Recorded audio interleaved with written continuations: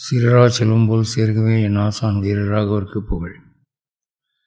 அகலகிலேன் இறையுமென்ற அலர்மேல் மங்கை உரை மாறுபா, நிகரில் புகழாய் உலகம் ஒன்றுடையாய் என்னை ஆழ்வானே, நிகரிலமரர் மணிக்கணங்கள் விரும்பும் திருவேங்கடத்தானே, புகழொன்றில்லா ஆடியேனுன் அடிக்கீழ் அமர்ந்து புகுந்தேனே. இன்றைய உபயதாரருக்கு நன்றி கூறி, வேதாந்த தேசிகர் அருளி செய்த ஸ்ரீ அஷ்டபுஜாஷ்டகம் பார்க்கலாம் என்று நினைக்கிறேன். அஷ்டபுஜாஷ்டகம் என்பது காஞ்சிபுரத்தில் இருக்கக்கூடிய ஒரு திவ்ய சேத்திரத்தின் மேல் தேசிகர் பாடின ஒரு ஸ்தோத்திரம். அஷ்டகம்னா எட்டு ஸ்லோகங்கள் கொண்டது. மேற்கொண்டு பல சுருதி இருக்கும். அஷ்டபுஜ அஷ்டகம் என்றால் அஷ்டபுஜகரம் என்று ஒரு திவ்ய சேத்திரம் காஞ்சிபுரத்தில் இருக்குது. அஷ்டனா 8, புஜம்னா கை, கரம்னா இருப்பிடம். 8 கைகளுடன் கூடிய பெருமாள் இருக்கக்கூடிய இருப்பிடம், அதுதான் அஷ்டபுஜகரம். இதை ஆழ்வார்கள் பாடியிருக்கிறார்கள். திருமங்கை ஆழ்வார் பாடியிருக்கார், பேயாழ்வார் பாடியிருக்கார். மொத்தம் 2 பேரும் சேர்ந்து பாடினது 12 பாசுரங்கள். இந்த அஷ்டபுஜகரத்திலே என்ன நடந்ததுன்னு சாதாரணமாக என்ன கதை நம்பப்படுகிறது என்றால், சத்தியவிரத சேத்திரத்திலே, அதாவது காஞ்சிபுரத்திலே பிரம்மா யாகம் பண்ணின போது சரஸ்வதி அதை கெடுப்பதற்காக பல முயற்சிகள் செய்கிறாள். தன்னை கணவன் சிறப்பாக அழைப்பிதழ் கொடுத்து வரவழைக்கவில்லை என்று கோபத்தில் அப்போ ஒரு நதியை கிளப்பி விடுறா, பேய்களை ஏவி விடுறா, ஊர் பூரா இருட்டு உண்டாகும்படி பண்ணுறா. அப்போல்லாம் பிரம்மா பிரபத்தி பண்ணினதுனாலே பெருமாள் பல வகையாக தோன்றி காட்சி கொடுத்து காப்பாற்றுகிறார். அப்போது ராட்சசர்களை அவள் ஏவி விட்ட போது அந்த ராட்சசர்களை கொல்வதற்காக 8 கைகள் உடைய பெருமாளாக அங்கே தோன்றுகிறார். அதான் அஷ்டபுஜகரம். இந்த அஷ்டபுஜகரத்திலே தாயார் அலர்மேல் மங்கை பத்மாசனி என்று அழைக்கப்படுகிறாள். தீர்த்தம் கஜேந்திர புஷ்கரணி, விமானம் ககனாகிருதி வ்யோமாகார விமானம், சக்கராகிருதி விமானம், பிரத்யட்சம் கஜேந்திரனுக்கு. கஜேந்திரன் கதை உங்களுக்கு தெரியும். தாமரப்பூ பறிக்க போகும்போது முதல்ல பிடிச்சிக்கிட்டான். அப்போ ஆதி மூலமே என்று கதறினான். பெருமாள் காப்பாற்றினார். அந்த கதை இங்கே நடந்ததாக ஒரு நம்பிக்கை. இதில் மூலவர் ஆதிகேசவ பெருமாள் என்றும் கஜேந்திர வரதன் என்றும் சக்கரதரர் என்றும் நின்ற திருக்கோலமாய் மேற்கே திருமுக மண்டலம் உள்ளவராய் காட்சி தருகிறார். இதில் ஒரு அவ்வளவு தூரம் பிரசித்தமில்லாத ஒரு கதை உண்டு இந்த கோயிலை பற்றி. என்னன்னா, நரசிம்மனை கொல்ல வேண்டும் என்று சரமம் வந்ததாகவும், அஷ்டபுஜத்தானை கண்டு பயந்து விஷ்ணுவை அது சரணமடைந்தது. பகவான் ஆக்ஞைப்படி யாகசாலைக்கு வாயு மூலையில் சரவேசன் என்ற பெயருடன் சிவன் யாகத்தை காப்பதாக ஐதீகம். இது தவிர யானை சுகிருத விசேஷத்தினால் அஷ்டபுஜ குளத்தில் தாமரைப்பூ பறித்து எம்பெருமானை ஆராதித்து வரும்பொழுது ஒரு நாள் யானையை குளத்தில் ஒரு முதலை பிடித்து கொள்ள யானை பகவானை சரணடைய பகவான் தம் சுதர்சனத்தினால் அந்த முதலையை கொன்று கஜேந்திரனாகிய அந்த யானையை ரட்சித்த ஸ்தலம். இங்கே ஸ்ரீ சுவாமி தேசிகனும் மணவாள மாமனிகளும் மங்களாசாசனம் செய்திருக்கிறார்கள். இது ஒரு சின்ன முன்னுரை. இதில் அஷ்டபுஜம் என்றால் 8 கை தெரியும். கரம்ங்கிறது என்ன அப்படின்னா, இது சில பேர் முதல் காணா போட்டு கரம்னா கை அப்படின்னு சொல்கிறாங்க. அதுக்கு எதிர்த்தரப்பினர் அதான் புஜம்னு சொல்லியாச்சு இல்லை, அதுக்கப்புறம் கரம் எதுக்கு வரணும், அது முதல் காணா இல்லை, அது 2வது காணா, 3வது காணா என்று சொல்லி கிரகம் என்ற சொல் கரம் என்று மருவியது, அல்லது அதே பொருள் கொண்ட அகாரம் என்ற சொல் இவ்வாறு ஆனது, அல்லது அக்ரஹாரம் என்ற பொருளை கூட அகரம் என்ற சொல் இப்படி ஆறினது என்று சொல்லாராய்ச்சியாளர்கள் பலவிதமாக பேசுகிறார்கள். எப்படியோ அதுக்கு அர்த்தம் என்னென்னா 8 கைகள் கொண்ட பெருமாள் இருக்கும் இடம், அதுதான் அஷ்டபுஜகரம். இந்த அஷ்டபுஜகரத்தை பற்றி வேதாந்த தேசிகர் 8 ஸ்லோகங்கள் பாடியிருக்கிறார். அதுதான் அஷ்டகம், அஷ்டபுஜாஷ்டகம் என்று அழைக்கப்படும் என்று சொன்னேன். எளிமையான ஸ்லோகங்கள். முதல் ஸ்லோகம், கஜேந்திர ரக்ஷாத்வரிதம் பவந்தம் கிராகைரிவாகம் விஷயர் விக்ரிஷ்ட அபார விஜான தயானுபாவம் ஆப்தம் சதாம் அஷ்டபுஜம் பிரபத்யே. கிராகை இவ, கிராகன்னு இங்கே முதலே குறிக்கும். இங்கே இந்த சேத்திரத்தில் முதலையிடமிருந்து யானையை காப்பாற்றினார் இல்லையா, அதனால் அந்த கதையை லேசாக ஜாடை காட்டி தொட்டு பேசுகிறாரு. கிராகை இவ, முதலைகள் போன்ற விஷயகி இந்திரிய விஷயங்களால் விக்ரிஷ்டக கவரப்பட்டவனான அகம் அடியேன். இவர் வேதாந்த தேசிகர் முற்றும் துறந்தவர், முக்தாத்மா, ஜீவன் முக்தர், முமுக்ஷு. ஒரு தடவை உஞ்சவிருத்திக்கு போன போது இவர் மீது இறக்கப்பட்ட ஒரு தனவந்தர் ஒரு நகையை போட்ட போது அந்த நகையை ஒரு குச்சியால் எடுத்து குப்பத்தொட்டியில் தோறி அழிஞ்சிட்டார், வேண்டாம் இது நமக்குன்னு. அவ்வளவு தூரம் வைராக்கிய புருஷர். அவர் சொல்கிறாரு, எனக்கு உலகியல் கவர்ச்சி ரொம்ப ஏற்படுது, முதலைகள் 5 புலன்களும் 5 முதலைகள் போல என்னை பற்றி கொண்டு இழுக்கின்றன, என்னை காப்பாற்றுங்கிறார். அதுக்கு என்ன அர்த்தம்னா, இந்த உலகத்தில் இருக்கிற வரைக்கும் ஒரு மனிதன் எவ்வளவு ஞானியாக இருந்தாலும் உலகியல் கவர்ச்சிகள் அவனை அலக்கழிக்கின்றன. பாட்டு, சங்கீதம், நாட்டியம், சொத்து, பதவி, பணம், இப்படியாக எங்கே திரும்பினாலும் ஈர்ப்பு காந்தம் போல இழுக்குது. இவ்வளவையும் தாண்டி ஒரு மனுஷன் பகவானை பற்றி நினைக்கிறான்னா அவன் பல கோடியில் ஒருத்தனாக தான் இருக்க முடியும், அவனை பகவான் விடுறதில்லை. அதான் சொல்கிறாரு, முதலைகள் போன்ற இந்திரிய விஷயங்களால் கவரப்பட்டவனான அடியேன் கஜேந்திர ரக்ஷாத்வரிதம், கஜேந்திர ஆழ்வானை காக்க விரைந்தவனாய் அபார விஞ்ஞான தயா அனுபவம், ஞானம், கருணை, பெருமை இவற்றை உடையவனான சதாம் ஆப்தம், சாதுக்களுக்கு அனுகூலனாக இருக்கிற அஷ்டபுஜம் 8 திருக்கைகளை உடையவனான பவந்தம் உன்னை பிரபத்தியை சரணமடைகிறேன். அந்த முதல கதையை இதில் போட்டு கஜேந்திரனையும் கொண்டு நுழைச்சு இந்த சேத்திரத்தில் தான் அது நடந்ததுங்கிறத மறைமுகமாக நமக்கு குறிப்பிடுகிறார். சதாம் ஆப்தம், சாதுக்களுக்கு ஆப்தன், அதாவது ஒரு தெய்வத்தினுடைய குணமானது அந்த பக்தரை வச்சு நம்ம தெரிஞ்சுக்கலாம். பெருமாளுக்கு பக்தியாக இருக்கிறவர்கள் பெரும்பாலும் அப்பாவிகளாக இருப்பார்கள், சாத்வீக குணமுடையவர்களாக இருப்பார்கள், வன்முறைக்கு போக மாட்டாங்க, தீய குணங்களுக்கு வெறுப்புள்ளவர்களாக இருப்பார்கள். அதான் சதாம், சாதுக்களாக இருப்பார்கள். அவர்களுக்கு ஆப்தம், ரொம்ப நெருங்கினவனாய் அனுகூலனாக இருக்கிறவன். அவன் 8 கை உள்ளவனாக இருக்கிறான். ஏன்னா அதிகமான பகைவர்களை சமாளிக்க வேண்டியதுனால 8 கைகளோடு இருக்கிறான். அதை இவர் எப்படி அர்த்தம் பண்ணிக்கிறார் அப்படின்னா, என் பாவங்களை போக்கவும், என் தீய குணங்களை நீக்கவும், நான் ஆசைப்படுவற்றையெல்லாம் வாரி கொடுக்கவும் உனக்கு 8 கை இருக்குது என்கிறதாக அவர் பாவிக்கிறார். அதனால் அப்படிப்பட்ட உன்னை நான் சரணடைகிறேன் என்று அந்த பெருமாளிடம் சரணாகதி பண்ணுறார். இந்த 8 ஸ்லோகங்களை சொல்லிக்கிறவங்களுக்கு எல்லா நன்மைகளும் கிடைக்கும்னு இவரே கடைசியில் சொல்கிறார். மோட்சமும் கிடைக்கும், உலகியல் ஆபத்துக்களிலிருந்து பாதுகாப்பும் கிடைக்கும், இது தவிர என்ன அபீஷ்டங்கள் இருந்தாலும் கிடைக்கும். ஏன்னா தேசிகர் அங்கே வாக்கு கொடுத்துருக்கார். அடுத்து 2வது ஸ்லோகம், त्वद् एकशेषो अहम् अनात्मतन्त्रः त्वत्पादलिप्सां दिशता त्वयैव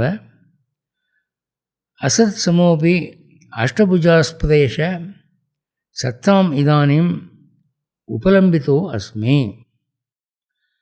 அஷ்டபுஜாஸ்பத ஆஸ்பதம்னா இருப்பிடம்னு அர்த்தம். அஷ்டபுஜ ஆஸ்பதம், அஷ்டபுஜகரம், அதுக்கு ஈசனே தலைவனே. அனாத்ம தந்திரக, எனக்கு சுதந்திரம் இல்லை. இந்த ஆத்மா என்னுடையது என்று சொல்லிக்கொள்ள காரணம் இல்லை. இந்த ஆத்மாவை என் இஷ்டப்படி என்னால் இயக்க முடியவில்லை. என்னுடைய மனம், என்னுடைய புத்தி அதை கண்ட இடத்துக்கு போக வைக்குது. இந்த ஆத்மா என்னுடையது என்று சொல்லிக்கொள்ள எந்த விதமான காரணமும் இல்லை. தொத் ஏகசேஷ, உன் ஒருவனுக்குத்தான் இந்த ஆத்மா அடிமை. அகம் அசத் சமபி, ஒரு இல்லாத பொருளாக இருக்கிறேன். ஒரு பிரயோஜனம் இல்லாத, உருப்படி இல்லாத, இவன் எதுக்குமே லாயக்கில்லைங்கிற மாதிரி ஒரு பொருளாக நான் இருக்கிறேன். ஏன்னா சிறப்பாக சொல்லக்கூடிய குணம் என்று ஒன்றும் இல்லை என்கிட்ட. அப்படிப்பட்ட நான் தொத் பாத லிப்சாம், உன் திருவடிகளை பெற விருப்பத்தை திசதா உண்டாக்குகிற தொயா ஏவ, உன்னாலேயே. பகவான் மீது ஒருத்தருக்கு நாட்டம் ஏற்படுதுன்னா அவனை பகவான் கடாட்சம் பண்ணிட்டார்னு அர்த்தம். தானே பகவான் மேலே விருப்பம் வராது யாருக்கும். எனக்கு உன் மேலே இவ்வளோ பிரியம் வருதுன்னா நீ பண்ணின வேலை அது.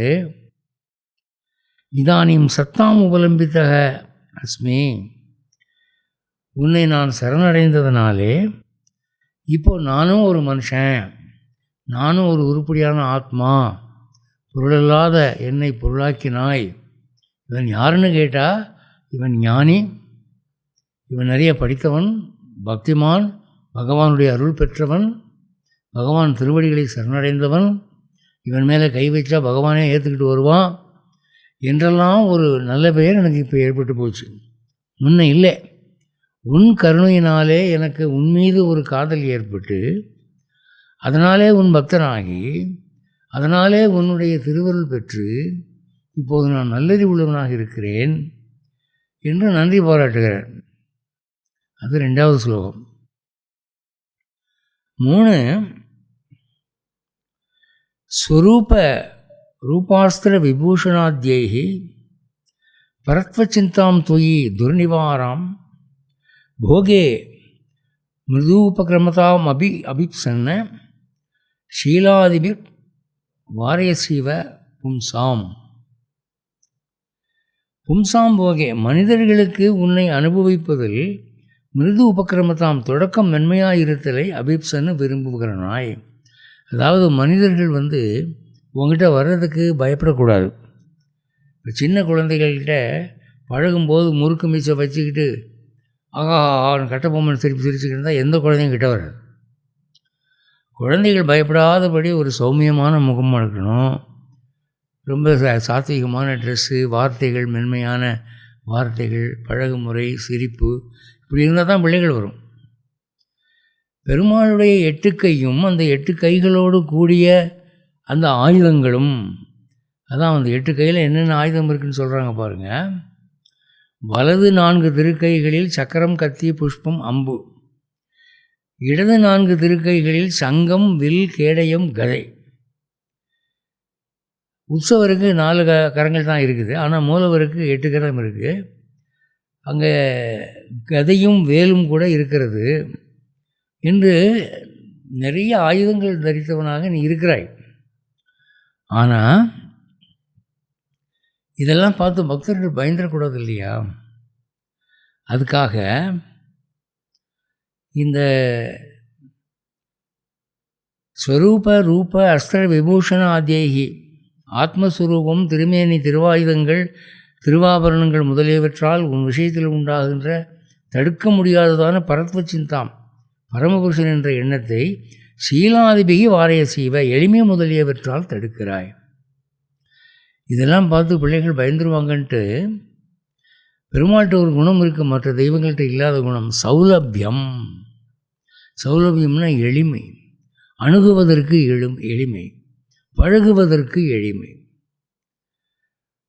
நீங்கள் பார்த்தீங்கன்னா அவதார காலத்தில், கிருஷ்ண அவதாரத்தில் அவன் எவ்வளவு ஒரு ஆய்பையனாக வாழ்ந்தான். அவங்களுக்கு கல்வி அறிவு இருக்காது. வலக்கைக்கு இடக்க எரியாதவர்கள்னு வியாக்கியானத்தில் எழுதுகிறாங்க. அவங்களுக்கு ஏற்ப இவனும் அந்த லெவலுக்கு போயிட்டான். அவர்கள் தலையிருக்க உடல் குளிப்பார்களே ஆகில் இவன் அதுதானும் செய்யாதிருப்பான் அப்படின்னு வியாக்கியானத்தில் எழுதுகிறாங்க. அவங்க சும்மா தோளோடு தான் டெய்லி குளிப்பாங்க, தலையை விட்டுருவாங்கன்னா இவன் அவளை விட அட்வான்ஸாக போய் அந்த உடம்பும் குளிக்க மாட்டானான். 3 நாளைக்கு ஒருக்க தான் குளிப்பானான். அப்படி அவங்களோடு ஈடுபாடாக பழகினவன் சௌலபியம். இந்த குணம் பெருமாள்கிட்ட ரொம்ப உண்டு. கிருஷ்ணாவதாரத்தில் தேரை ஓட்டினது என்ன, பெண்ணை திருடியது என்ன, கோபிகாஸ்திரிகளோடு விளையாடியது என்ன, இவங்க அம்மா ரொம்ப குறும்பு பண்ணுறானேன்னு சொல்லி உரலில் கட்டி போட்டால், அப்படி உரலில் அடிக்கடி கட்டி போட்டதுனால அந்த கயிறு அந்த சிசுவாக இருந்த திசையில் ரொம்ப இறுக்கி கட்டினதுனால அங்கே ஒரு தழும்பு ஏற்பட்டு போச்சு. அந்த தழும்பு மாறவே இல்லை, அவன் பெருசாக வளர்ந்த பிறகு கூட. அதனால் அந்த தழும்பை பார்த்து இந்த பெண்கள்லாம் கேலி பண்ணுறாங்கன்னு சொல்லி ஒரு துண்டை கட்டிக்குவாங்க. அவ்வளவு தூரம் சௌலபியமாக இருந்தவன் இந்த மாதிரி குணங்களாலே பக்தர்களுக்கு தன் மீது அச்சம் ஏற்படாதபடி பார்த்து கொள்கிறான். ராமாவதாரத்திலையும் கூட அவன் சக்கரவர்த்தி திருமகன் தான். ஆனால் குஹன் அவன் ஒரு மீனவ மலை அரசன். அவனை ஆறத் தழுவுகிறபடி எளிமையாக அகப்பட்டான். சுக்ரீவன் போன்ற குரங்குகளுக்கும் அவன் எளிமையாக இருந்தான். விபீஷணன் போன்ற அரக்கர்களுக்கும் எளிமையாக இருந்தான். சபரி போன்ற சாதாரண ஜனங்களுக்கும் அவன் அணுக்கமான நண்பனாக இருந்தான். அப்போ அவதார காலங்களில் நான் பெரிய ஆள் அப்படிங்கிற ஒரு பாவனை அவன் காட்டிக்கிறதே இல்லை. அதனால் பக்தர்கள் பயப்படக்கூடாதுங்கிறதுக்காக நீ இந்த குணங்களையெல்லாம் மேற்கொண்டவனாக இருக்கிறாய். அதனால் அஷ்டபுஜங்கள் இருக்குது, 8 ஆயுதங்கள் இருக்குதுன்னு நாங்கள் பயப்படக்கூடாதுங்கிறது உன்னுடைய நோக்கமாக இருக்கிறது என்று நாங்கள் புரிந்து கொள்கிறோம். ஸ்லோகம் 4. சக்திம் சரண்யாந்தர சப்தபாஜாம் சாரம்ச சந்தோல்ய பலாந்தராணாம் தாசியஹேதோஸ்துவயி நிர்விசங்கம் நிஸ்தாத்மனாம் நாத பிபர்ஷி பாரம். நாத சுவாமி, சரண்யாந்தர சப்தபாஜாம், இவர்களும் காக்க வல்லவர்கள் என்ற சொல்லை பெற்ற மற்ற தேவர்களின், இப்போ சரணாகதி பண்ணினவர்களை காப்பாற்றுகிறவன் பகவான்னு பேர் இருக்குது. அப்போ மற்ற சில பேர் சொல்கிறாங்க, ஏன் இவன் மட்டுமா? அங்கே சிவன் இருக்கார், முருகன் இருக்கார், விநாயகர் இருக்கார், பிரம்மா இருக்கார், 33 கோடி தேவர்களுமே காலில் விழுந்தவனுக்கு காப்பாற்றுறாங்கல்ல அப்படின்னு சொல்லுவாங்களாம். அதுக்கு சொல்கிறாரு, இவர்களும் காக்க வல்லவர்கள் என்ற சொல்லை பெற்ற மற்ற தேவர்களின் சக்தியும் பலாந்தரானாம், அவர்கள் கொடுக்குற அருளுக்கும் இவன் கொடுக்குற அருளுக்கும் என்னன்னு வேறுபாடு பார்த்தால், சாரம்ச சந்தோலிய சிறப்பை எடை போட்டு பார்த்தால், நிர்விசங்கம் சந்தேகமில்லாமல், தாசியஹேத்தோ உனக்கு கைங்கரியம் செய்வதற்காக, தொய்யி நிஸ்த ஆத்மானாம் உன்னிடத்தில் ஆத்மாவை சமர்ப்பித்தவர்களை வாரம் விபர்ஷி காக்கும் பொறுப்பை தாங்குகிறாய். இப்போது மற்ற தேவர்கள் விஷயத்தில் என்னென்னா, என்ன வரம் கேட்குறாங்களோ அதை மட்டும் கொடுப்பாங்க. அதுக்கப்புறம் அவங்க எக்கச்சக்கத்தில் மாட்டிக்கிட்டாங்கன்னா, நீ அந்த மாதிரி வரம் கேட்கலையே என்று பேசாமல் விட்டுருவாங்க. அதனால அங்கே அப்போ ஆபத்து காலத்தில் இவங்க இறங்கி செய்ய மாட்டாங்க. நீ கேட்ட வரத்தை நான் கொடுத்தாச்சு, அதுக்கு மேலே நீ போய் மடத்தனத்தெல்லாம் சிக்கலில் மாட்டிக்கிட்டு அதுக்கெல்லாம் நான் பொறுப்பு இல்லை அப்படின்னு அவங்க விலகிடுவாங்க. ஆனால் இவன் அப்படி இல்லை. பகவான்கிட்ட நீயே சரணம், உன்னுடைய தாசன் நான் ஒருத்தன் சொல்லிட்டான்னா அவனுக்கு செய்ய வேண்டிய சகல சேமங்களையும் இவன் செய்வான். என்னென்னா, முதல்ல இவன் ஆத்மாவில் நிறைய அழுக்கு இருக்குது, இவன் ரொம்ப சில தப்பு பண்ணக்கூடிய மனப்பான்மை உள்ளவனாக இருக்கான், அதை நீக்கணும், அதை திருத்தணும், கொஞ்சம் தண்டிச்சாவது அவனுக்கு நல்ல புத்தியை கொடுக்கணும், நல்ல சகவாசங்களை ஏற்படுத்தணும். அவன் போய் ஒரு சிக்கலில் மாட்டிக்கிட்டான் அப்படிங்கிற ஒரு நிலைமை வரக்கூடாது. அவனுக்கே நல்ல புத்தியை கொடுத்துடணும்.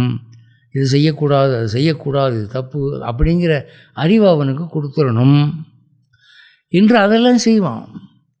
செய்து கொடுத்த வரத்துக்கு மேலே கொடுப்பான். இப்போ என்னென்னா, மகாபாரதத்தில் எங்களுக்கு யுத்தத்தை ஜெயித்து கொடுன்னு தான் கேட்டாங்க பாண்டவர்கள். ஆனால் இவன் அதுக்கு மேலேயும் பண்ணினான். மகாபாரத யுத்தம் ஏறக்குறைய முடிஞ்சிருச்சு, வெற்றி இவங்க பக்கம்தான் அப்படிங்கிற நிலைமையில் என்ன செய்தி அப்படின்னா, வெற்றி வந்தால் போதுமா? அந்த வெற்றியை அனுபவிக்கிறதுக்கு ஆயுள் வேண்டாமா? ஆரோக்கியம் வேண்டாமா? என்று வெற்றியை மட்டும் கொடுத்துட்டேன் அப்படின்னு விலகிக்காமல், அஸ்வத்தாமன் இந்த ஐவரையும் உறங்கிக் கொண்டிருக்கிற போது கொல்ல வேண்டும் என்று திட்டம் போட்ட போது அதை இவங்கக்கிட்ட எடுத்துக்கூட சொல்லலை. அன்றைக்கி ராத்திரி கிருஷ்ணன் என்ன பண்ண, இன்றைக்கி ஒரு நாள் நம்ம நதிக்கரையில் போய் படுப்போமே காத்தாட அப்படின்னு சொல்லி கூட்டிகிட்டு போயிட்டான். அஸ்வத்தாமன் இருட்டில் வெட்டினான் 5 தலையையும். அது இவங்க தலையில், இவங்க பிள்ளைகளுடைய தலை.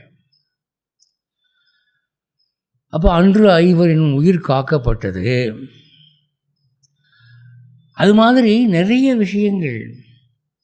ஒன்றும் இல்லை, இப்போது துரியோதனன் துர்வாசர்கிட்ட ஒரு வரம் வாங்கினா, நீங்கள் போய் பாண்டவர்கள் காட்டில் அக்ஷய பாத்திரத்தை கழுவி வச்சுட்டா அதுலேருந்து சாப்பாடு வராது, கழுவி வச்ச பிறகு போய் சாப்பாட்டுக்கு நில்லுங்க, அவன் சாப்பாடு இல்லைன்னு சொன்னான்னா அவனுக்கு சாபம் போடுங்கன்ட்டு வரம் வாங்கினான். அதே மாதிரி வந்தால் திரௌபதி சொல்லிட்டா, ஐயோ அக்ஷய பாத்திரத்தை கழுவி வச்சுட்டேன்னா இப்போ சாப்பாடு வராதே அப்படின்னு கிருஷ்ணனை முறையிட்டா. அப்போ அவன் என்ன பண்ணினான், சாப்பிடாமல் இருக்கிற துர்வாசருக்கும் துர்வாசருடைய சீடர்களுக்கும் வயிறு நிறைய ஆகாரம் இருக்கும்படியாக பண்ணிட்டான். அவங்களுக்கு சாப்பிட்டா மாதிரி ஏப்பம் வருது, ஏப்பத்தில் லட்டு பூந்தியெல்லாம் வருது. அந்த பக்கம் அவங்க சாப்பிடவே வரல. அப்போ அந்த சாபத்திலேருந்து காப்பாற்றினான். இதெல்லாம் அவன் அதீதமாய் செய்யக்கூடிய நன்மைகள். கேட்டது தான் நான் செய்வேன் அப்படிங்கிறது இல்லை. அதனால் உன்னிடத்தில் நெஸ்த ஆத்மனாம் ஆத்மாவை சமர்ப்பித்தவர்களை வரம் விபர்ஷி காக்கும் பொறுப்பு, காப்பாற்றுறதுன்னா கம்ப்ளீட் ப்ரொடெக்ஷன். யோகக்ஷேமம் வகாமியகம். அவங்களுக்கு என்னென்ன தீமையோ அதெல்லாம் விலக்கி, என்னென்ன நன்மையோ அதெல்லாம் கொடுத்து, யோகம் க்ஷேமம் எல்லாம் நான் பார்த்துக்குவேன் அப்படின்னு. இவன் பரீட்சித் மகாராஜா அவங்க அம்மா கர்ப்பத்தில் இருக்கும்போது, உத்தரை கர்ப்பத்தில் இருக்கும்போது அஸ்வத்தாமன் அஸ்திரம் போட்டான். அப்போ இவன் கர்ப்பத்துக்குள்ளே போய் நுழைஞ்சு அதை காப்பாற்றி ஒரு கறிக்கொட்டை போல எரிந்து போன அந்த கர்ப்பத்தை மறுபடி உயிர் வரவழைத்து இவங்களுக்கு வம்சம் கிடைக்கணும். பாண்டவர்கள் ஜெயிச்சிட்டாக, ஆனால் அவங்களுக்கு வம்சம் இல்லை, எல்லாம் அழிஞ்சு போச்சுன்னா அப்புறம் அது என்ன பிரயோஜனம்? அப்போ யாரும் கேட்காமலே பரீட்சித்து என்ற அவர்களுடைய வாரிசை காத்து கொடுத்தான். பாண்டவர்கள் வம்சம் நிலைத்தது. துரியோதனுக்கு அந்த பாக்கியம் இல்லை. இதெல்லாம் அவன் கேட்காம செய்தது. பீமன் துரியோதனனோடு சண்டை போடுறான். அந்த சண்டையில் துரியோதனனுக்கு ஈடு கொடுக்க பீமனால் முடியலை. ஏன்னு சொன்னால் பீமனுக்கு எவ்வளோ பலமோ அவ்வளோ பலம் துரியோதனனுக்கும் உண்டு. 7 சமமான பலபுருஷர்களில் துரியோதனன் ஒருத்தன், பீமன் ஒருத்தன். அப்போ ஒரு வெற்றி தோல்வி இல்லாமல் போய்கிட்டு இருக்கு. இந்த நேரத்தில் கிருஷ்ணன் என்ன பண்ணுறான், ஒரு ஓரத்தில் இருந்து சைகை மூலமாக துரியோதனனுக்கு தொடையில் வீக் பாயிண்ட் இருக்குது, தொடையில் அடித்தா செத்து போயிடுவான் அப்படின்னு சொல்லி கொடுக்குறான். இந்த மாதிரி சொல்லி கொடுன்னு திரௌபதி கேட்டாளா? பாண்டவர்கள் கேட்டாங்களா? யாருமே வரம் கேட்கல. இது அவனாக செஞ்சது தானே. இப்படி கேளாத வரங்கள் ஏகப்பட்ட வரம் அவன் செய்வான், கொடுப்பான். ராமாவதாரத்தில் சரம ஸ்லோகத்தில் என்ன சொல்கிறான், ஒரே ஒரு முறை என்னிடம் சரணடைந்து விட்டால் அவர்களுக்கு பஞ்சபூதங்களிடமிருந்தும் எந்த உயிரிடமிருந்தும் எந்த உலகத்திடமிருந்தும் துன்பம் வராதபடி நான் பாதுகாப்பேன். சக்கரதேவ பிரபனாம ஒரே ஒரு தடவை சரணடைஞ்சால் போதுங்கயா அப்படின்னு பொறுப்படுத்திக்கிட்டான். அது எவ்வளோ பெரிய விஷயம். வராக பெருமாள் சொல்கிறாரு, இது யார் சொல்லுவா? வராக பெருமாள் என்ன சொல்கிறாரு, ஒரு மனுஷன் ஆரோக்கியமாக இருக்கிற போது, வயிறு நிறையா சாப்பிட்டு செல்வந்தனாக இருக்கிற போது, வா பெருமாளே எல்லாம் கொடுத்த நீ தான், சந்தோஷம், தேங்க்ஸு, கடைசி வரைக்கும் என்னை விட்டுறாதப்பா அப்படின்னு சொல்லிட்டான். அதுக்கப்புறம் அவன் பெருமாளை மறக்கக்கூடிய காலம் வந்தது. பெருமாள் நினைக்கல, சாபம் வந்துருச்சு. அவன் பிரஜை இல்லாமல் கிடக்கிறான், கல்லை போல் கட்டையை போல் கிடக்கிறான். அப்போ வராக பெருமாள் என்ன சொல்கிறாரு, அன்னைக்கு சொன்னானே இன்றைக்கி விடக்கூடாதே என்று அவன் கூப்பிடாமல் இருக்கிற போது அவன் வலியை அவனை கையை பிடிச்சி கூட்டிகிட்டு போகிறானா வைகுண்டத்துக்கு. இதெல்லாம் கேட்காம செய்கிற வரம் தானே. பெருமாள் தன்னுடைய எல்லா அவதார காலங்களிலும் பக்தர்கள் கேட்டதுக்கு மேலே செய்கிறார். பார்க்கடல் அமுதத்தை கடையணும், எங்களுக்கு உன்னுடைய ஹெல்ப் வேணும் அப்படின்னு தானே கேட்டாங்க தேவர்கள். அவன் என்னென்ன பண்ணினான்? அந்த கடையிறதுக்கு என்ன பண்ணுறதுன்னு முடித்தாங்க. மந்திரமலையை தூக்கிட்டு வான்னு கருடன் அனுப்பிச்சு மந்திரமலையை தூக்கிட்டு வர சொன்னான். கடையும் போது ஆற்றுக்கு கடலுக்கடியில் உள்ளே போகுது. உடனே இவன் கூர்மமாக மாறி முதுகில் தாங்கிக்கிட்டான். இதெல்லாமா தேவர்கள் கேட்டாங்க, முதுகில் நீ தாங்கிக்கணும்னு. அவங்க கேட்காம செஞ்சது தான் இது. சரி, தன்வந்தரி அமிர்தத்தோடு வெளியே வந்துட்டார் பார்க்கடலை விட்டு. அப்போ ராட்சசங்கள்லாம் க்யூவில் நிற்கிறாங்க, எங்களுக்கு கொடுன்ட்டு. அவங்க அமிர்தம் சாப்பிட்டா என்ன ஆகுறது? சும்மா இருக்கிற போது உலகத்தை கலக்கிறாங்க. அமிர்தம் அவர்களுக்கு கிடைக்கப்படாது.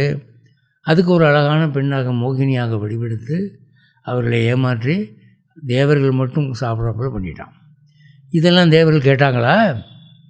எங்களுக்கு அமுதம் வேணும்னு தானே கேட்டாங்க. அசுரர்களுக்கு அது போய் சேராதவனும் பார்த்து கொண்டான். இப்படியாக கண்ணன் கேளாமல் செய்யும் வரங்கள் எல்லாம் அது அவனுடைய இண்டிவிஜுவாலிட்டியாக தான் இங்கே சொல்கிறாரு. இவர்களும் காக்க வல்லவர்கள் என்ற பெயரை பெற்ற மற்ற தேவர்களுடைய அருளையும் பெருமாள் தரும் அருளையும் எடை போட்டு பார்த்தால் இவன் என்ன செய்கிறான் அப்படின்னா, உன்னிடத்தில் ஆத்மாவை சமர்ப்பித்தவர்களை முழுவதுமாக காக்கும் பொறுப்பை நீ ஏற்றுக்கொள்கிறாய். அவங்க மற்ற தெய்வங்களை வரம் கொடுத்தாங்கன்னா கொடுத்த வரத்தோடு சரி ஸ்டாப்பு, அதுக்கு மேற்கொண்டு நவிட்ட மாட்டாங்க. நீ தானே கேட்டால் கொடுத்துட்டேன் போ அப்படின்னு. இவன் அப்படி இல்லை, ஐயோ வரத்தை கொடுத்தா போதுமா, கூடவே இருந்து நல்லது நடக்கும்படி பார்க்கணுமே என்று கேளாத வரங்களையும் தருகிறவர். அடுத்தது 5.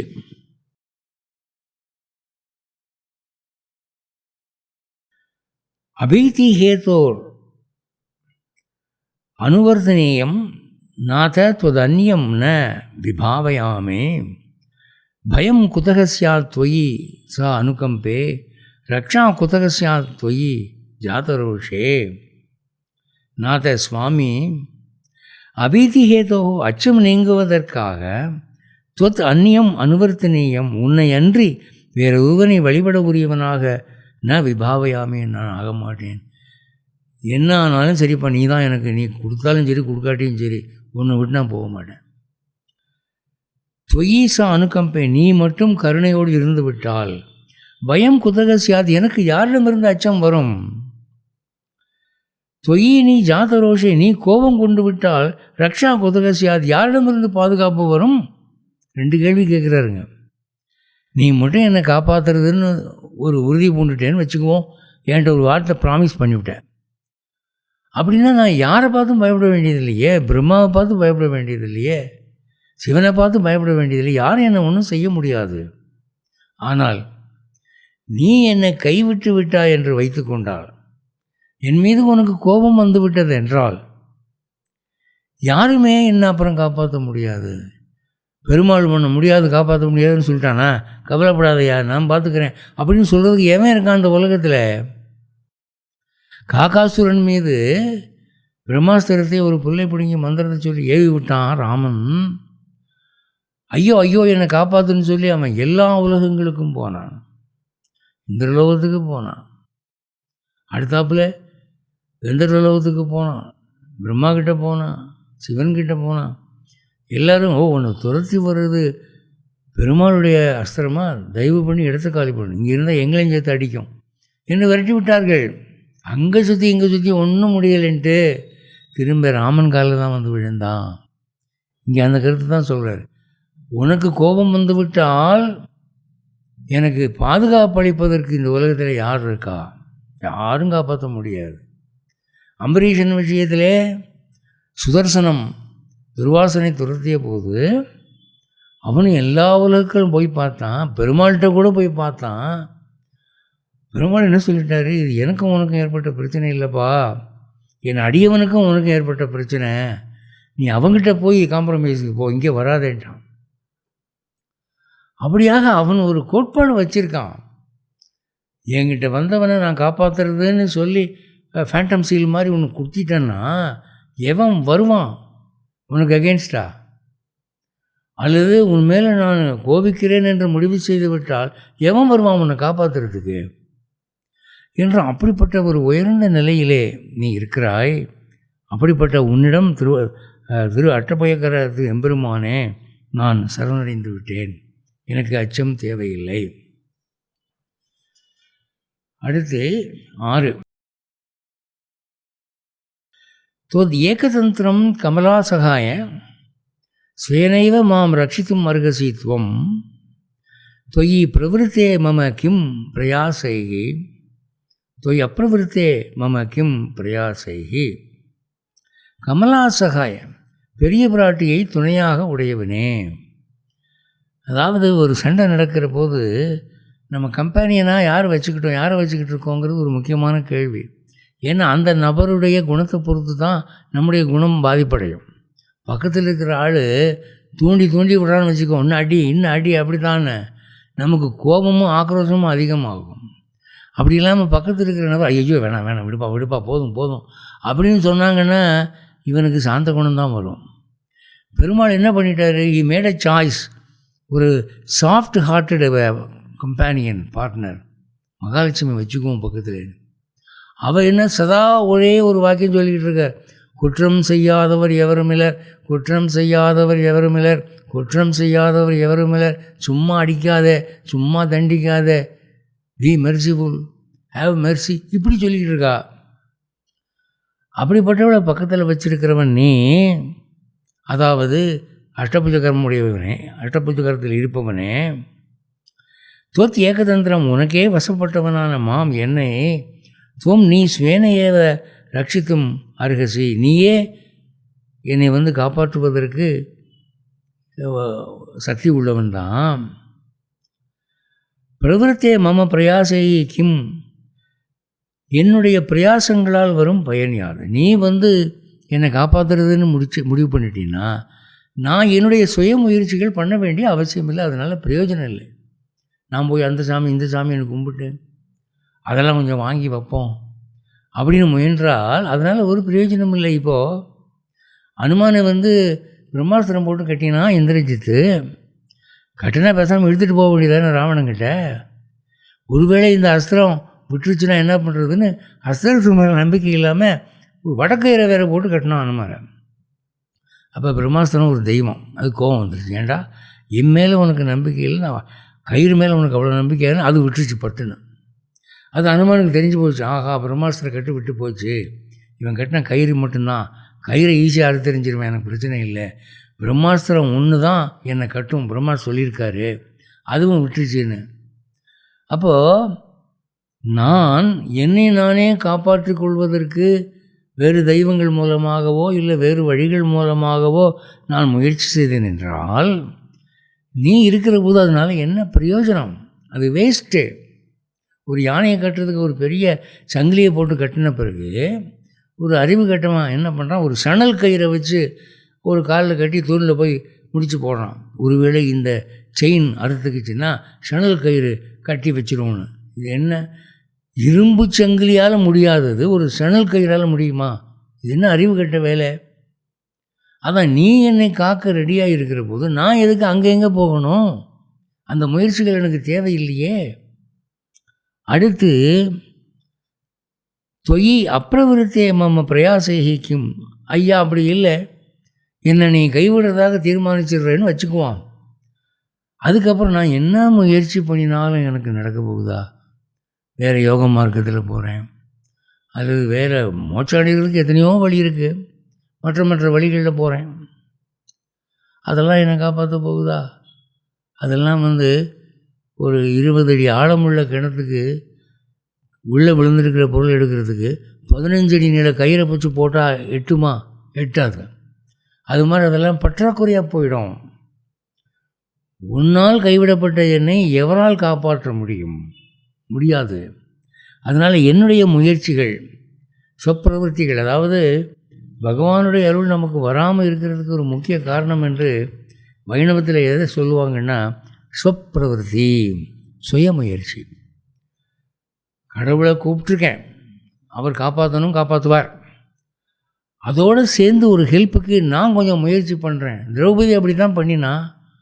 கிருஷ்ணா என்னை காப்பாற்றுன்னு சொல்லிவிட்டு கையால் சேலையை பிடிச்சிக்கிட்டான். அப்போ அவளுக்கு நம்பிக்கை பரிபூர்ணமாக இல்லை, கை தான் காப்பாற்ற போகுது அப்படின்னு நினச்சிக்கிட்டு இருக்கா. ஒருவேளை கிருஷ்ணன் காப்பாற்றுனா கையால் சேலையை பிடிச்சிக்குவோம் அப்படின்ட்டு. அது வரைக்கும் அவளுக்கு சேலை வரல. கடைசியில் அந்த அஞ்ஞானம் நீங்கினது. அவனை நம்புகிற போது என் கை இருக்கு என்று இருகரம் விட்டாள். அப்போ தானே சேலைகள் வந்தது. அப்போ சுய முயற்சி, என் மீது நான் நம்பிக்கை கொண்டிருந்தால் பகவான் மீது நான் வைத்த நம்பிக்கை பலவீனமாகிவிடும். பகவான் மீது நான் வைத்திருக்கிற நம்பிக்கை பலமுள்ளதாக இருக்க வேண்டும் என்றால் மற்ற நம்பிக்கைகளில் நான் கால் வைக்கக்கூடாது. நீயே போதும், நீதான் என்னை காக்க வேண்டும் என்கிற அந்த ஒரு ஸ்திரமான நம்பிக்கையை பற்றி இங்கே சொல்கிறார். அடுத்து 7, சமாதி பங்கேஷ்வபி சம்பதத்சு சரண்யபூத்தே துவயி பத்தகக்ஷே அபத்ரபே சோடும் கிஞ்சனோகம் துராதிரோகம் பதனம் ச நாத சுவாமி. சமாதி பங்கேஷு, பக்தி யோகத்திற்கு தடைகள் சம்பதத்சு அப்படி நேருகின்ற போதிலும் சரண்யபூத்தியை துவயி பத்தகக்ஷியை, காப்பவனாக உள்ளனே, தலை கட்டி வைக்க சித்தமாக இருக்கும்போது அகிஞ்சனகாகம், கைமுதலில்லாத அடியேன், தூர அதிரோகம், அதிக தூரம் ஏறுவதையும் பதனம் ச கீழே விழுதலையும் சோடும் பொறுப்பதற்கு அபத்ரபே, அதாவது நான் வெட்கமடைகிறேன். என்னன்னா பிரபத்திங்கிறது பகவானை நம்புறது. நீயே கதி, அனிதா சரணம் நாஸ்தி துவமேவ சரணம் பவ, ஸ்ரீ வெங்கடேச சரணம் சரணம் பிரபதி அப்படின்னு அவனே கதி. அதுக்கப்புறம் நீ சொந்தமாக காட்டில் இருக்கிற பக்தி யோகம் செய்கிற, பட்டினி கிடக்கிற, உபவாசம் இருக்கிற, யோக முயற்சிகளில் ஈடுபடுற அப்படிங்கிற போது பகவான் பார்ப்பான், நீ வேண்டாம், அவன் தன்னைத்தான் நம்புகிறான் அப்படின்னு விட்டுருவான், பிரபத்தியை விட்டுருவான். இப்போ ஒன்றும் இல்லை, ஒரு பக்தன் அவன் மீது ஒருத்தன் தூரத்திலிருந்து கல்லை விட்டு எறிகிறான். அப்போ அவன் என்ன பண்ணுறான், உட்காந்து பஜனை பண்ணிக்கிட்டு இருக்கிறான், கிருஷ்ணா என்னை காப்பாற்றியா அப்படின்றான். அப்போ பகவான் என்ன பண்ணுறாரா, ஆதிசேஷன் மீது பள்ளி கொண்டிருந்த பெருமாள் எழுந்து இந்த வரம்பார் வெற்றம்பார் அவனை சக்கரத்தால்னு கிளம்பினாராம். அப்படி கிளம்பினவர் சில வினாடிகளே திரும்ப வந்து படுத்துட்டாராம். அப்போ மகாலட்சுமி கேட்டாலாம், ஏன் சாமி போகலையா அப்படின்னு. அவன் நானே கதின்னு முதல்ல என்னை கூப்பிட்டான், அநாத ரக்ஷகா தீனபந்து ரக்ஷமாம் ரக்ஷமாம்னு நான் போனேன். நான் போய்கிட்டு இருக்கிற போதே பார்த்தா அவன் உட்காந்துருந்தவன் எழுந்து அவன் தேடி பிடிச்சி அவன் ஒரு 4 கல்லை பொறுக்கி வச்சுக்கிட்டு முதல் கல்லை விட்டு எரிஞ்சிட்டான். உனக்கு மட்டும்தான் கல்லை விட்டு எரிய தெரியுமா, நான் எரியறேன் பாடுறேன் அவனை அப்படின்னு நான் பார்த்தேன். எப்போ உனக்கு சக்தி இருக்குன்னு நீ நினைக்கிறியோ, எப்போ நீ மடியில் வச்சுருக்கிற கல் தான் உன்னை காப்பாற்ற போகுதுன்னு நினச்சியோ, அப்புறம் நான் என்னத்துக்கு என்று நான் வந்து படுத்துட்டேன். முதல்ல அவன் நானே கதின்னு இருந்தான், நீ தான் என்னை காப்பாற்றணும்னு இருந்தான், அதான் கிளம்பி போனேன். இப்போ கஜேந்திரனுக்கும் முதலைக்கு 100 வருஷம் சண்டை நடந்துச்சான். ஏன் பகவான் அப்போல்லாம் காப்பாற்றலைன்னா, அந்த கஜேந்திரன் என்ற யானை தன் சொந்த பலத்தினாலே அந்த முதலிடமிருந்து தப்பிக்கலாம் என்று முயன்றது. 100 வருஷம் கழித்து தான் புத்தி வந்தது, நம்ம காலில் இருக்கிற சதையெல்லாம் முதல்ல வாய்க்குள்ளே போயிடுச்சு, இனிமேல் நம்ம போராட முடியாது, அவனாக பார்த்து இறங்கி வந்தால் உண்டு என்ற ஆதி மூலமே என்று அழைத்தது. அது அழைத்த உடனே அவன் வந்து சக்கரத்தையும் விட்டுட்டு கருடாழ்வாரையும் விட்டுட்டு சங்கையும் விட்டுட்டு ஓடி வந்தான், அரைக்குலைய தலைக்குலைய. அப்போ வியாக்கியானத்தில் எழுதுகிறாங்க, இவ்வளோ அவசரமாக நீ ஓடி வர்றியே, ஏன் 100 வருஷம் வேடிக்கை பார்த்துக்கிட்டு இருந்தா, முதல்ல வந்து காப்பாற்ற வேண்டியதானேன்னு. அப்போ பகவான் என்ன சொன்னால், இந்த 100 வருஷமும் யானை தன் பலத்தை நம்பிச்சு, இனிமேல் என்னால் முடியாது, நீ தான் வந்து காப்பாற்றணுங்கிற மனப்பான்மை அதுக்கு இப்போ தான் வந்துச்சு, அதனால இப்போ ஓடுறேன் இது புராணங்களில் எழுதி வைக்கப்பட்டிருக்கிற ஒரு சாஸ்திர ரகசியம். அதான் சொல்கிறாரு, பக்தி யோகம் முதலிய யோகங்களில் நான் செஞ்சால் அதில் டிஸ்ட்ராக்ஷன்ஸ் வருது, மனம் கெட்டு போகுது. விஸ்வாமித்திரர் தவம் பண்ணார், என்ன ஆச்சு? 1000 வருஷம் தவம் பண்ணுவார். அந்த 1000 வருஷம் கடைசியில் ஒருத்தனை சாபம் போட்டு சபிச்சிருவார். அவ்வளோ தவமும் போச்சு. ஒரு பொம்பளையை பார்த்தா அவருக்கு பல்கி ஆகிடும் மனசு, அதில் ஒரு 1000 வருஷம் போச்சு. இப்படியே வேஸ்ட்டாக போய்கிட்டு இருக்குது. அப்போது மனம் அடங்கி தவம் செய்கிறவர்கள் தவத்தின் ஆற்றலாலே தம் லட்சியங்களை அடைந்து விடலாம் என்று நினைத்தாலும் எண்ணினாலும் அது எல்லா சமயமும் நடக்கிறது இல்லை, தோற்று போகுது. மனிதனுடைய மனம் நம்ப முடியாதது. மண்குதிரை நம்பி யாராவது ஆற்றுல இறங்குவாங்களா? அந்த மாதிரி. அதனால் நான் பிரபத்தி பண்ண பிறகு என்னுடைய சொந்த மன அடக்கத்தில் ஒரு நம்பிக்கை வச்சு கொஞ்சம் யோகமெல்லாம் பண்ணி பார்த்தேன். ஆனால் அதில் சறுக்கி கீழே விழுந்துட்டேன். அது எனக்கு ரொம்ப வெக்கமாக இருக்குது. அதெல்லாம் மைண்டு பண்ணாத, தயவு பண்ணி என்னுடைய சரணாகதியை மட்டும் மனசில் வச்சுக்கிட்டு என்னை நீ காப்பாற்றுங்கிறார். அதாவது ஒரு சின்ன விஷயத்தை வச்சு அதில் இருக்கிற 10 பக்கங்களையும் அலசி ஆராய்வது தேசிகருக்கு கைவந்த கலை. ஒரு சின்ன விஷயம், பகவானே என்னை காப்பாற்றுங்கிற சரணாகதி, அதுக்கு எத்தனை பக்கங்கள் அவர் பார்க்குறார், எத்தனை வியூஸ், எத்தனை ஆங்கிள்ஸ் பார்க்குறார். ஏன்னா ஒரு சராசரி மனிதனுடைய மனசிலே இதெல்லாம் அலைமோதும். சரணாகதி பண்ணும்போது இந்த பிரச்சனையெல்லாம் வரும். அதை நமக்காக ஃபோர்ஸி பண்ணி அவர் எழுதுகிறார். அடுத்து 8வது ஸ்லோகம். பிராப்தா அபிலாஷம் துது அனுகிரகான் மாம் பத்மநிஷேவியே தவ பாத பத்மே ஆதேக பாத்தாத் அபராத தூரம் ஆத்மாந்த கைங்கரிய ரசம் விதேயாகா துவத் அனுகிரகாத், உன் திருவருளாலே பிராப்த அபிலாஷம் இஷ்டம் நிறைவேற பெற்ற மாம் என்னை பத்மா நிஷேவிய பெரிய பிராட்டி பணி செய்வதற்கு உரிய தவ பாத பத்மே உன் திருவடி தாமரையில் ஆதேக பார்த்தால் இச்சரீரம் கழியும் அளவும் அபராத தூரம் அபசாரத்திற்கு இடமில்லாத ஆத்மாந்த கைங்கரிய ரசம் நித்தியமான கைங்கரியத்தில் சுவையுடையவனாக விதையாக செய்ய வேண்டும். இப்போ அவர் ஒரு விண்ணப்பம் பண்ணுறாரு, உனக்கு கைங்கரியம் பண்ணணும்னு எனக்கு ஆசை. இப்போ நீ கைங்கரியம் இல்லாமல் இருக்கியா? உனக்கு கைங்கரியம் பண்ணுறதுக்கு ஆள் இல்லையா? அனானப்பட்ட மகாலட்சுமி அனந்த கோடி ஜீவாத்மாக்களுக்கு தலைவி, அஷ்ட ஐஸ்வர்யமும் உடையவள். அவள் உன் காலை பிடிச்சி விடுறதுக்கு ரெடியில் இருக்கா. இப்போ இங்கே ஸ்பாஸ் இருக்குது, மசாஜ் எல்லாம் பண்ணுறாங்க, அது காசுக்காக பண்ணுறாங்க. ஆனால் அவள் அன்புக்காக செய்கிறாள், எதையும் எதிர்பாராமல் செய்கிறாள். அப்படிப்பட்ட ஒரு கைங்கரியமே உனக்கு இருக்குது.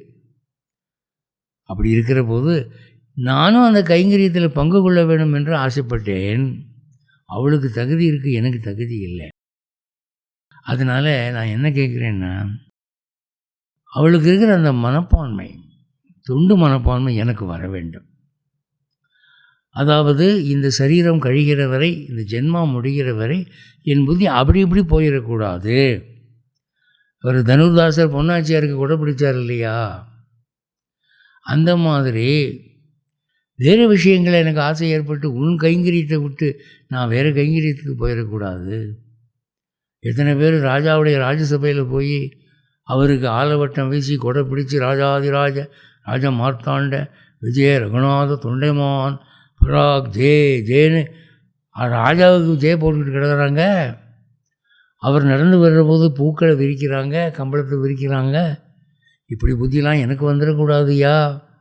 நான் உனக்கு மட்டுமே சேவை செய்யக்கூடியவன், அந்த எண்ணம் கடைசி வரைக்கும் இருக்கணும். ஏன்னா மகாலட்சுமிக்கு மட்டுமே உரிய அந்த பாதங்களை எனக்கு நீ கொடுக்குற ரெடியாக இருக்கிற.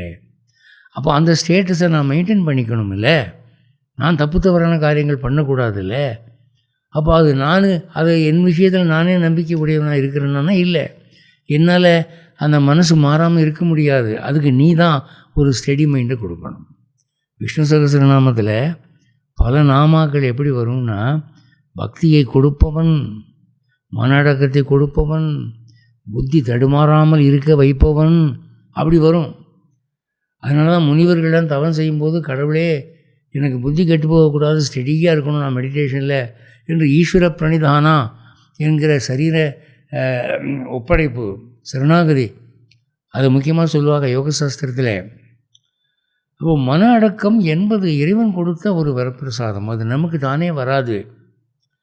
அதுதான் இங்கே இந்த 8வது ஸ்லோகத்தில் சொல்கிறார். இந்த கைங்கரியத்திலே ருசி உள்ளவனாக கடைசி வரை அந்த நாட்டம் உள்ளவனாக நான் இருக்கும்படி நீ செய்ய வேண்டும். அது உன்னருளால் மட்டுமே கிடைக்கும். ஒருத்தன் ரொம்ப மிகுந்த பக்திமான இருக்கிறான்னா அவனுக்கு பகவத் கடாட்சம் இருக்குன்னு அர்த்தம். ராமானுஜர் சொல்லுவார், நான் கும்பிடுற ஒரு கும்பிடல பாதி கும்பிடு நீ கொடுத்தது, நானாவா கும்பிட்டேன், என்னை கும்பிட வச்சவன் நீ. பொருளில்லாத என்னை இன்றனை பொருளாக்கினாய், நீ ஆக்கி கொண்டாய், அவ்வளோதான். உன் அருளாலே உன் தாள் வணங்கும்படி பண்ணினாய், தீமனம் கெடுத்தாய். எத்தனை ஜென்மம் எது பின்னாலேயோ அழிஞ்சேன், எவ்வளவோ பாவங்கள் பண்ணினேன். அப்படிப்பட்ட என்னை திருமங்கையாழ்வாரை எப்படி தடுத்து ஆட்கொண்டார், எப்படி இந்த விப்ரநாராயணரை தேவதேவியிடமிருந்து காப்பதற்கு எப்படி தடுத்து ஆட்கொண்டார். அப்படி அவர்கள் மனம் அந்த இடத்தை விட்டு இங்கே திரும்பி எம்பெருமான் திருவடிகளில் லயிக்க வேண்டும். அது தானே நிகழ்கிறதில்ல, பகவானுடைய அருளாலே அது நடக்கும். அதனாலே அந்த கைங்கரிய ரசத்திலே ஈடுபாடு என்பது எனக்கு என்னாலும் உன்னாலே நிலைக்கும்படி செய்ய வேண்டும் நீ என்று சொல்கிறார். இது 8. 9, 9, 10 அவர் பலசுருதி மாதிரி எழுதியிருக்கார். இந்த 8 ஸ்லோகங்களை சொல்லிக்கிறவங்களுக்கு என்ன நன்மை நடக்கும் அப்படின்னு சொல்கிறார். பிரபன்ன ஜன பாதேயம் பிரபித்சூனாம் ரசாயனம் ஸ்ரேயசே ஜெகதாம் ஏதத் ஸ்ரீமத் அஷ்டபுஜாஷ்டகம். அஷ்டபுஜாஷ்டகம் என்ற இந்த ஸ்தோத்திரம் எப்படிப்பட்டதான், பிரபன்ன ஜன பாதேயம் பிரபத்தியை செய்யக்கூடிய பிரபன்னர்களுக்கு வழியிலே சாப்பிடக்கூடிய உணவாக இருக்கும். பிரபித்சூனாம் இனி பிரபத்தியை செய்ய விரும்புகிறவர்களுக்கு ரசாயனம் உயர்ந்த மருந்தாகவும் இருக்கும். ஸ்ரீமத் அஷ்டபுஜாஷ்டகம் பிராட்டியோடு கூடிய இந்த அஷ்டபுஜாஷ்டகம் 8 ஸ்லோகம் கொண்டதான இந்த ஸ்தோத்திரம் ஏதத் ஜெகதாம் ஸ்ரேயசே, இது உலகங்களுக்கெல்லாம் நன்மை தருங்கிறார். இது என்ன அப்படின்னா, ஏற்கனவே பிரபத்தி பண்ணி தகுதி அடைந்தவர்களுக்கு உயிர் வாழ்கிற வரைக்கும் ஏதாவது ஒரு அனுபவம் வேணும் இல்லையா, மனசை நிலைப்படுத்துறதுக்கு ஒரு எண்ண உணவு வேணும் இல்லையா, அப்படியும் இருக்கும். இந்த அஷ்டபுஜாஷ்டகம் இருக்க அதை தியானிச்சுக்கிட்டு இருந்தால் இன்பமாக இருக்கும், பொழுது போகிறது தெரியாது. அப்படி இல்லை, இனிமே தான் பிரபத்தி பண்ண போகிறாங்க, இப்போதைக்கு அவங்க உலகத்தில் ஆழ்ந்திருக்கிறாங்கன்னா இதை சொன்னாங்கன்னா இது மருந்தாக பயன்படும். பிரபத்தி ஏற்கனவே பண்ணவங்களுக்கு உணவாக பயன்படும். அந்த ஞானம் வராதவங்களுக்கு இதை சொன்னால் அது மருந்தாக பயன்படும். மருந்துனா என்ன, மற்ற பொருள்களில் இருக்கிற ஈடுபாடு ஆசையை நீக்கி பெருமாள் மீது ஆசையை உண்டு பண்ணக்கூடிய ஒரு மருந்து. சில பேர் டாக்டர்கிட்ட போய் சொல்லுவாங்க, டாக்டர் எனக்கு வயிறு மந்தமாக இருக்குது, பசிக்கவே மாட்டேங்குது, டைனிங் டேபிளில் பார்த்தா எல்லாம் எனக்கு பிடிச்ச ருசியான சாப்பாடாக வச்சுருக்காங்க, எல்லோரும் சாப்பிட்றாங்க, என்னால் சாப்பிட முடியல அப்படின்னா, அப்போது பசியை உண்டு பண்ணுறதுக்கு அப்பிடைசர், பசியை உண்டு பண்ணுறதுக்கு ஒரு மருந்து கொடுப்பார் டாக்டர். அப்புறம் தான் சாப்பாட்டில் நமக்கு பிரியம் உண்டாகும். சாப்பிட்ட பிறகு சாப்பாடு ஜீரணமாகிறதுக்கு ஒரு மருந்து கொடுப்பார். அப்போ பசியை உண்டு பண்ணுவதற்கான மருந்தை ரசாயனம்ங்கிறார். இதை சொல்லிக்கிட்டிங்கன்னா பிரபத்தி ஞானம் இல்லாதவங்க உங்களுக்கு பைய அந்த ஞானம் வரும். எந்த அளவுக்கு வரும், தேசியருக்கு வந்த அளவு வரும். அப்படிப்பட்ட இந்த ஸ்தோத்திரம் அது மட்டுமா செய்யுங்கிறார். முதல்ல வழி உணவாக இருக்கும் பாதயம்னு சொல்லிட்டார். 2வது ரசாயனம் உயர்ந்த மருந்தாக இருக்கும், அஞ்ஞானத்தை போக்கி இதில் நாட்டத்தை கொடுக்குன்னு சொல்லிட்டார். 3வது சொல்கிறார் ஏதத் ஜெகதாம் ஸ்ரேயசே, இந்த ஸ்தோத்திரம் சகல உலகங்களுக்கும் நன்மை தரும்ன்றார். இப்போ கந்தர்வ லோகத்தில் அங்கே எல்லாம் பாட்டு நாட்டியம் என்று ஆனந்த கூத்தாடி கொண்டிருப்பாங்க. ஆம்பளை பொம்பளையெல்லாம் பாட்டை போட்டுக்கிட்டு. அவங்களுக்கு அந்த மாதிரி சுகங்களில் ஆசை இருந்தால் கூட இந்த ஸ்தோத்திரம் அவங்களுக்கு சுகத்தை கொடுக்கும். வேறு வேறு பொருள்கள் ஆசை உள்ள எனக்கு காசு வேணும், பணம் வேணும், உத்தியோகம் வேணும், பிள்ளை வேணும், கல்யாணம் ஆகணும், வீடு வேணும், சொத்து வேணும், அது வேணும், இது வேணுங்கிறவனுக்கு நம்பிக்கையாக இதை நீங்கள் சொல்லிக்கிட்டீங்கன்னா உங்களுக்கு அதுவும் வருங்கயா. அதான் சொல்கிறாரு, ஏத்தது ஜெகதாம் ஸ்ரேயசே, உலகங்களுக்கெல்லாம் நன்மையை கொடுக்கும். இது யார் யாருக்கு என்ன வேண்டுதல் இருக்குது அது எல்லாத்தையும் நிறைவேற்றும். அதனால் பகவான்கிட்ட போய் யாசிக்கிறதுக்கு தயக்கம் வேண்டாம், வைக்க வேண்டாம். அவன் என்ன சொல்கிறான், அர்த்தார்த்தி. நான் கிருஷ்ணன், உலகியல் ஆசைகளிலே ஈடுபாடு உள்ளவர்கள் என்னிடம் வருகிறார்கள், வணங்குகிறார்கள், அடைகிறார்கள். அதை நான் கொடுக்குறேன். அப்படி கொடுக்கறதுனால தான் திருப்பதி பெருமாள்கிட்ட உண்டியல் காசு ரொம்பது எல்லோரும் போடுறானே. என்ன எல்லாருமே ஞானிகளை போடுறான். சினிமா எடுக்கிறவன் போடுறான், லாட்ஜ் நடத்துகிறவன் போடுறான், பிஸ்னஸ் பண்ணுறவன் போடுறான், சண்டைக்கு போகிறவன் போடுறான். எல்லாருக்கும் பெருமாள் அங்கே காமன் பாயிண்ட்டாக இருக்கிறாரு. அதை தான் இங்கே சொல்கிறாரு, இந்த ஸ்தோத்திரம் உலகங்களுக்கு நன்மையை தரும். என்ன அபிலாஷை இருந்தாலும் சரிங்க, இது சொல்லிக்கிங்க, உங்களுக்கு கிடைக்குங்க. 8 ஸ்லோகம் தானேயா. இந்த 8 ஸ்லோகம் சொன்னால் அவங்களுக்கு ஆட்டோமேட்டிக்காக சீக்கிரம் வந்துடும்ல. அடுத்து 10, சரணாகத சந்திராண துராத் விகுணபாகுனா ஹரிணா வெங்கடேஷைய ஸ்துதி ஸ்வீக்கிரியதாம் யம். இது என்னென்னா, இதனுடைய பொருள் சரணாகத சந்திராண, சரணம் அடைந்தவரை காப்பதிலே, துரா ஏற்பட்ட வேகத்திலே, த்விகுண இருமடங்கான பாகுனா திருக்கைகளை உடைய ஹரிணா எம்பெருமானால் வெங்கடேஷியா வெங்கடேச கவியால் இயற்றப்பட்ட எம் ஸ்துதி, இந்த ஸ்தோத்திரம் ஸ்வீக்கிரியதாம் ஏற்றுக்கொள்ளப்பட வேண்டும். இதில் சொல்கிறாரு, எல்லா கோவில்களையும் பெருமாளுக்கு 4 கைத்தானங்க இருக்குது, இந்த கோவிலில் மட்டும் எதுக்கு 8 கை இருக்குது அப்படின்னு அவராக ஒரு கேள்வி எழுப்பிக்கிட்டு அதுக்கு அவராக ஒரு பதில் சொல்கிறாரு. சரணமடைந்தவரை காப்பதில் உள்ள வேகத்தினாலே இருமடங்காக பெருக்கி கொண்ட திருக்கைகளை உடைய எம்பெருமான்ங்க. 4 கை பத்தாதுப்பா, கூட்டம் நிறையா இருக்குது, கேட்குறவன் பெட்டிஷனும் ரொம்ப இருக்குது, அதனால் 8 கை இருந்தால் தான் அவ்வளோ கூட்டத்தை நான் சமாளிக்க முடியும். இப்போ ஒரு சின்ன ஊரில் சப்போஸ்ட் ஆஃபீஸ் இருக்குது அப்படின்னா ஒரே ஒரு போஸ்ட் மாஸ்டர் எல்லாத்தையும் கவனிப்பார். பார்சல் சர்வீஸும் அவர் தான், அதே மாதிரி டெலிவரி எல்லோரும் அவர் தான், ரெஜிஸ்டர் அவர் தான், சேவிங்ஸ் பேங்க் அவர் தான், எல்லாம் அவர் தான் பார்ப்பார். ஆனால் பெரிய ஆஃபீஸாக இருந்ததுன்னா, டவுனாக இருந்ததுன்னா பார்சலுக்கு தனி செக்ஷன், ரெஜிஸ்டர்டு தபால் வாங்குறதுக்கு தனி செக்ஷன், மணி ஆர்டருக்கு தனி செக்ஷன், எல்லாத்துக்கும் தனித்தனி போட்டுருவாங்க. சில ஊர்களில் அதிகமான பார்சல் வெளிநாடுகளுக்கு போகுதுன்னா பார்சல் கலெக்ஷனுக்கு மட்டும் 8 கிளார்க்கு 9 கிளார்க்கு போட்டுருவாங்க. அது மாதிரி இங்கே என்னை தேடி வரக்கூடிய பக்தர்கள் அதிகமாக இருக்கிறார்கள், அவருடைய கோரிக்கைகளும் அதிகமாக இருக்கின்றன, அவர்கள் எதிர்பார்ப்பும் மிக வேகமாக இருக்கிறது. அதனால் எனக்கு 1 கை 2 கை பத்தாது, 8 கை வேணும் என்று 8 கை வச்சுக்கிட்டாராம். சரணம் அடைந்தவரை காப்பதில் ஏற்பட்ட வேகத்தினாலே இருமடங்காக மாறிய திருக்கைகள் எம்பெருமானால் வெங்கடேச கவியால் இயற்றப்பட்ட இந்த ஸ்தோத்திரம் ஏற்றுக்கொள்ளப்பட வேண்டும். அப்படிப்பட்ட பெருமாள் பக்தர்களுக்கு உதவணுங்கிற தீட்சையோடு இருக்கிறீர்களே, அப்போ இந்த ஸ்தோத்திரம் அதுக்கு தான் பாடியிருக்கேன்.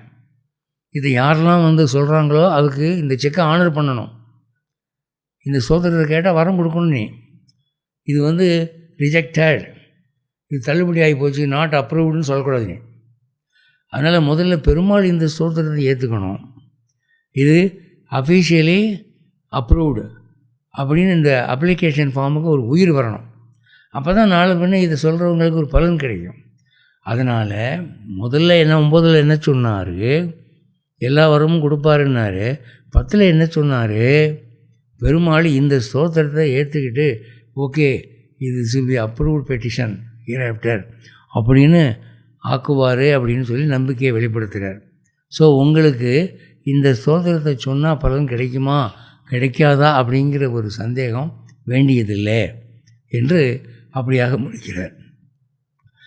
இப்போது இந்த அஷ்டபுஜாஷ்டகத்தில் நாம் பல வகையாக ரசிக்கக்கூடிய விஷயங்கள் என்ன அப்படின்னா, இந்த 8ங்கிற நம்பரை வச்சு அவர் ரொம்ப பல பொருள்கள் கொண்டு வர்றார்.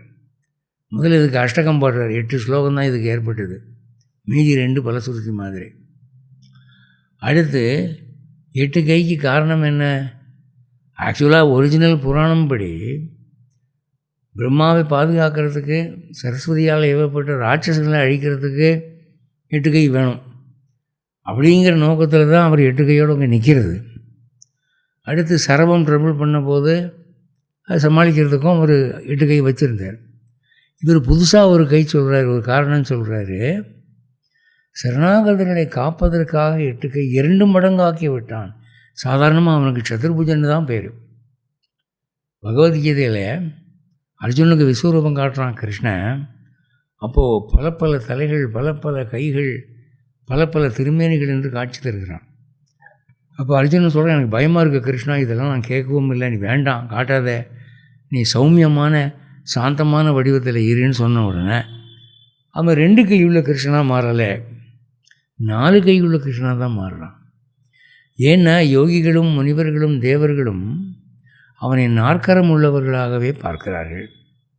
ஒரு கையில் சங்கு, ஒரு கையில் சக்கரம், ஒரு கையில் தாமரை, ஒரு கையில் அபயஹஸ்தம். அப்படி தான் பார்க்குறதுக்கு எங்களுக்கு நல்லா இருக்குது, பிரியமாக இருக்குது. அப்படி 4 கரத்தோடு இருக்கிறவன் தான் நமக்கு பெருமாளுடைய வழக்கமான ஒரு வடிவம். இந்த 8 கைங்கிறது நமக்காக ஏற்பட்டது தான். நமக்கு அள்ளி அள்ளி கொடுக்கறதுக்கு 4 கை பத்தில், அதில் 8 கையால் அள்ளி கொடுப்போம்னு கொடுக்குறான் என்று இந்த பெருமாளுக்கு இந்த 8 என்ற எண் சரணாகத ரட்சணம் என்ற ஒரு அற்புத குணத்தை காட்டுகிறது. பக்தர்கள் அஞ்சாமல் என்ன வர வேண்டுமானாலும், எவ்வளவு வேண்டுமானாலும் கேட்கலாம், எவ்வளவு வேண்டுமானாலும் அடையலாம் என்கிற தைரியம் அடைகிறதுக்காக இருக்குது என்று அதுக்கு ஒரு காரணத்தை தேசிகர் சமத்காரமாக இதில் சொல்கிறார். அதனால் இவ்வளவு தூரம் அவர் காரணம் பிரித்ததுக்கு காரணம் நம்ம மேலே உள்ள கருணை, பக்தர்கள் மீது உள்ள கருணை வாத்சல்யத்தினாலே இவங்க நன்மை அடையட்டுமே. இப்போ தேசிகர் அவர் வைகுண்டம் போயிட்டார், என்னைக்கே போயிட்டார், அவர் காரியம் முடிஞ்சு போச்சு. அவருக்கு உலகில் ஒன்றும் தேவைப்பாடு இல்லை. இந்த ஒரு பிரம்மச்சாரி எனக்கு காசு வேணும்னு கேட்டால் அவனுக்கும் ஸ்ரீஸ்துதி பாடி காசு வாங்கிக்கிட்டு போ, எனக்கு வேணான்னு அவர் நிப்பாட்டிட்டார். ஆனால் இது சகல உலகத்துக்குமாக அவர் செய்த ஒரு மாபெரும் கருணை வேலை. அதனால் இது வீணாகக்கூடாது. 8 ஸ்லோகம் மனப்பாடம் பண்ணுறது ரொம்ப சுலபம். இல்லை ஆரம்பத்தில் முதல்ல பிரிண்ட் அவுட் எடுத்து கூகுளில் இருந்து அதை அப்படி பார்த்து பார்த்து சொல்லி பழகுங்க, அல்லது அதனுடைய சிடியை போட்டு கேளுங்க. அப்புறம் ஆட்டோமேட்டிக்காக மனப்பாடம் ஆகிடும். அல்லது ஏதாவது ஒரு ஸ்லோகம் வச்சுங்க. இப்போ முதல் ஸ்லோகம் இருக்குது, அந்த முதல் ஸ்லோகம் ரொம்ப ஈஸியாக இருக்குது, அதை மட்டும் மனப்பாடம் பண்ணி சொல்லி நான் சொன்னால் கூட அதுக்கு ஒரு பவர் உண்டு. கஜேந்திர ரக்ஷா துவரிதம் பவந்தம் கிராகைரிவாகம் விஷயைர் விக்ரிஷ்டா அபார விஜான் தயானுபாவம் ஆப்தம் சத்தாம் அஷ்டபுஜம் பிரபத்தியே அப்படின்னு ஒரு பிரபத்தி பண்ணுறாரு. உங்களுக்கு கம்ப்ளீட் ஸ்லோகமாக இருக்குது. மற்றதில்லையாவது ஏதோ தத்துவங்கள் எடுத்து சொல்கிறாரு. அதாவது அவன் அப்படிப்பட்ட குணமுள்ளவனாக இருக்கிறான், அவன் இப்படிப்பட்ட வைராக்கியம் உள்ளவனாக இருக்கிறான், இப்படிலாம் வேறு வேறு கதை சொல்கிறாரு. இதில் சத்தாம் அஷ்டபுஜம் பிரபத்தியேன்னு முடியுதுங்க.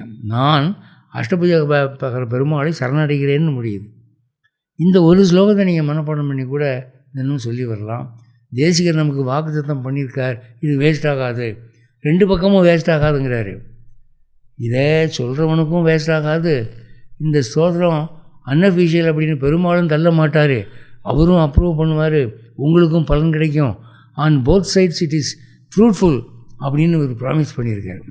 அதனால் இதை ஜெபித்து அனைவரும் பலனடைய வேண்டும் என்று கேட்டுக்கொண்டு விடைபெறுகிறேன். ஜெய் ஸ்ரீமன் நாராயண்.